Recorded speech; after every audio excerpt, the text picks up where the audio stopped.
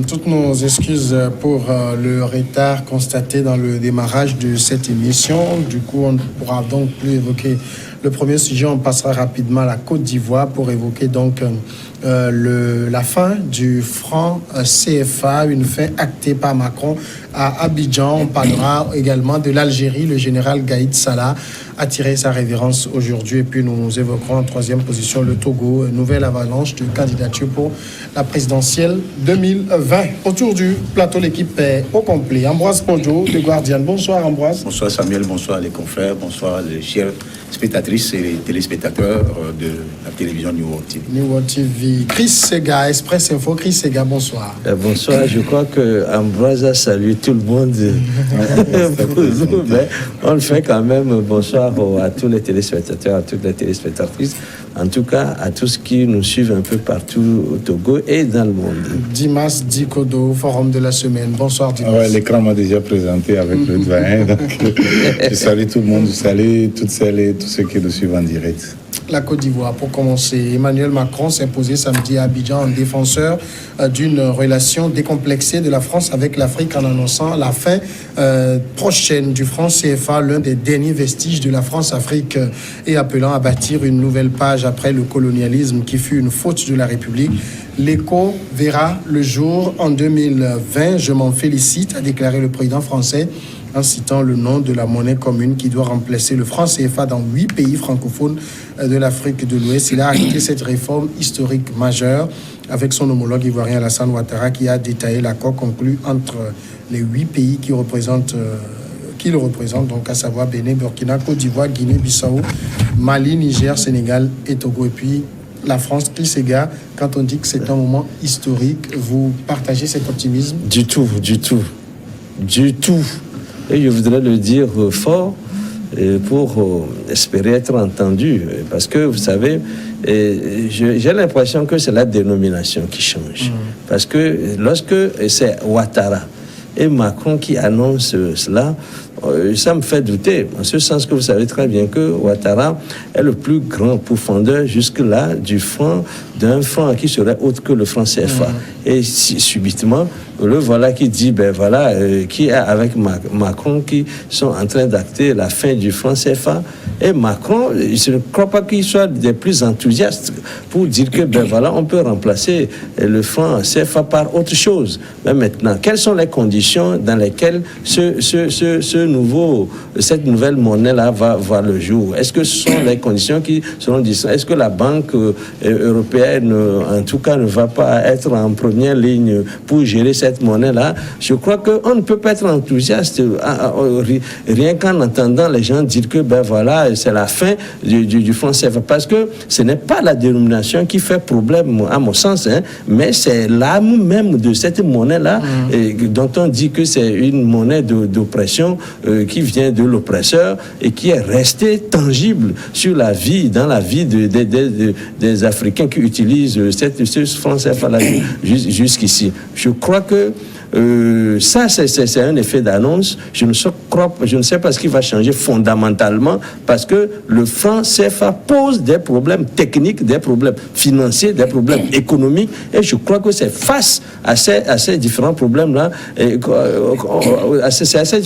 qu'on veut trouver une solution. Mais changer la dénomination et maintenant ramener la chose au niveau de l'UEMOA, alors que c'est Cori, peut-être qu'on attendait, qui devait être une monnaie de la CEDEAO, et les deux là sont précipités pour prendre de court peut-être la CEDEAO et imposer une monnaie. Est-ce qu'on va changer cette monnaie-là après, lorsque la CEDEAO aura décidé que ce sera une monnaie pour la CEDEAO, ou bien la CEDEAO va adopter cette monnaie-là qui est propre à l'UEMOA? Mais ça pose plus de problèmes qu'il n'en résout. Donc on est sidéré même d'apprendre cette nouvelle-là, et à mon sens, ce n'est pas du tout une bonne nouvelle. Dimas, est-ce que vous avez le même sentiment? Vous pensez qu'on a fait on a ripolliné seulement la chose? Mais bien sûr, c'est un ravalement de façade.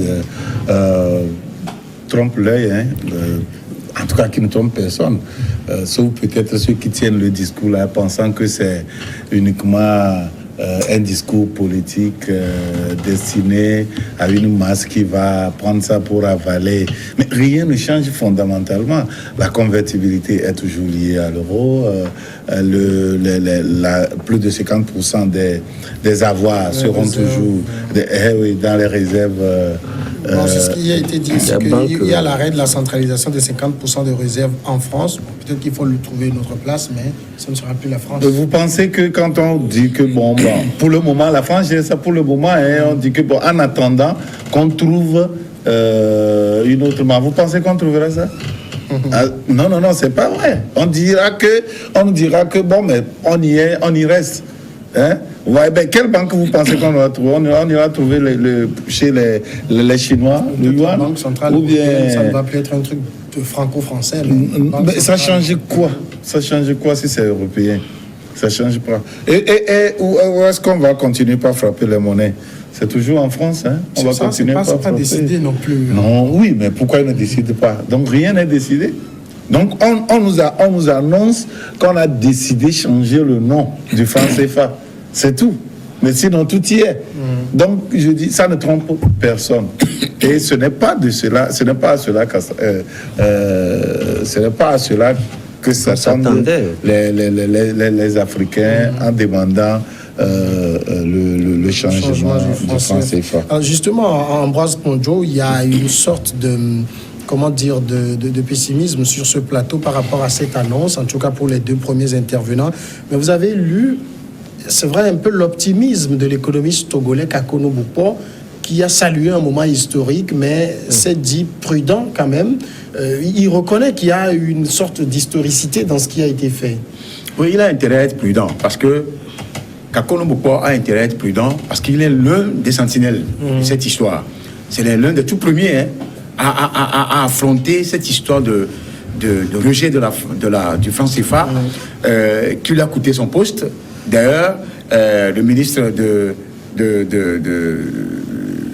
oui, son poste m'échappe, mais c'est ça quand même qui l'a coûté le poste, perspective au niveau du gouvernement togolais. Ça, la francophonie numérique, c'est surtout la francophonie numérique. Oui, même à la francophonie. Mais pas en tant que ministre des... Je te dis que c'est cette histoire qui a fait coûter le poste à Kakono Boupo dans le gouvernement togolais. C'est moi qui te le dis. Non, le ministre même l'a dit officiellement. Bon.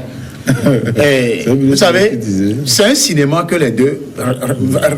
Regardez même les deux personnalités qui se sont présentées et où, pour pouvoir chanter la fin du franc CFA, ça ne trompe personne. Hein. Au Mali, au Niger, où les gens sont éclairés maintenant, au Togo, au Burkina, même en Côte d'Ivoire.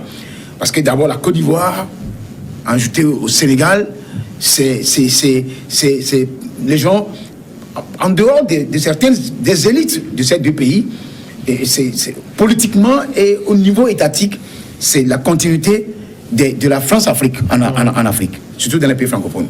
C'est ça. En dehors du Gabon et du Congo, qui sont au niveau de l'Afrique centrale. Maintenant, quand on nous parle du franc CFA, que les gens veulent refonder, ce qui m'étonne et me choque, moi, c'est le fait que c'est la CEDEAO même qui s'est donnée depuis... Ambroise, je vous propose, on va aller juste à la courte pause et puis on reviendra continuer d'en parler.